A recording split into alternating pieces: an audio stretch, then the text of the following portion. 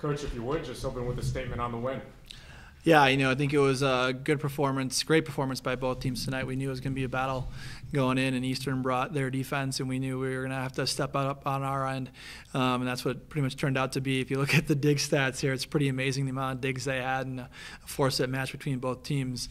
I think both teams served really well. I think that stressed the offenses out, and it just came out in the end that we had some hitters step up when they needed to and make some big plays. So we had some big moments at tight scores. I think that was a difference. Those are things that we practice in every day or a couple of days a week. The 22-all, 23-all, being down by one or up by one, playing under pressure.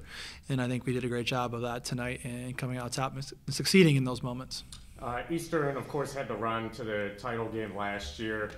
You guys had a taste of the championship. What were you able to do against a team that had a little bit more experience than you? I don't know if it was about a matter of experience. I think we did some good things with our defensive game plan. The girls did a great job of executing it, which took away the keys to their offense. We knew their setter was valuable. We knew their middle was valuable, and I don't know if they were hit over positive numbers combined. So the game plan, even though I don't think we served as strong as we could have, and we missed some serves, but defensively, the way our block was lining up and our defense, they worked together really well. I think that was the difference. It was a couple of point difference, and when you have a couple of their leading killers over the last couple of weeks not scoring points, that's what led us to being successful overall. Talk about the performances of your all-MAC performers, Liz and Tanuke.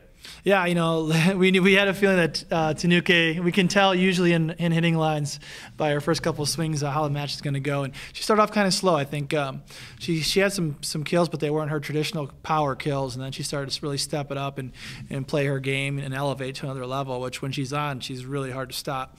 So that was huge. And I think they started keying on her a little bit and slowing her down, but she grinded through and took some big swings at the end there to make us win that match. And Liz did the same thing. I think she started off kind of slow but got into her own, and it was huge. She was hitting shots that they couldn't defend and making timely blocks. So the thing that I brought up earlier with opportune moments and making big plays, those two did that tonight, and it's great to see that from your seniors.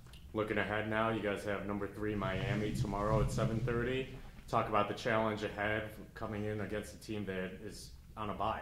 Yeah, obviously we've played them recently, and it was a battle back at home. But we're not going to have that tomorrow night, so we know we have to create our own energy, maintain our own energy and focus and tempo throughout the match within ourselves. So that's going to be, I think, the bigger challenge from our end. But yeah, we know what they're going to bring to the table. We're going to have to obviously switch some things up with Kelly possibly being out for tomorrow night, which is unfortunate because she was playing a great match. Even though I think we're definitely looking ahead to Miami. We're going to really focus on ourselves to have someone who was an integral part of our success tonight get removed. Hopefully she can battle it back, or we can find a way to get it done, have someone else step up like we have all year. Thank you, Coach. Yeah, thanks, Phil.